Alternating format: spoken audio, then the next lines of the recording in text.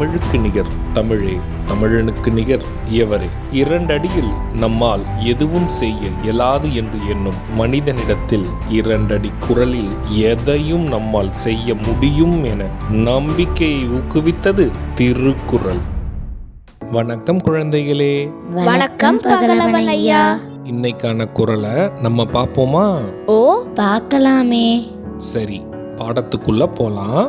இன்னைக்கான குறள் அதிகாரம் 101, நன்றியில் செல்வம். குறள் எண் 1003. ஈட்டம் இவரி இசை வேண்டா ஆடவர் தோற்றம் நிலக்கு பொறை.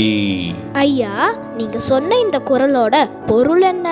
இதற்கான பொருள், சேர்த்து வைப்பதிலேயே நாட்டம் கொண்டு பிறர்க்கு கொடுத்துதவும் புகழ் விரும்பாத மனிதர்கள் உயிரோடு வாழ்தல் பூமிக்கு பாரமாகும். இதுக்கு ஒரு உதாரணம் சொல்லுங்களேன்.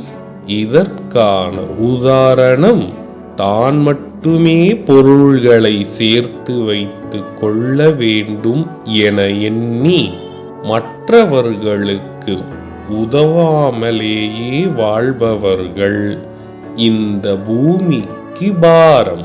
நான் சொன்னது உங்களுக்கு புரிஞ்சுதா தீரன், இலக்கியா?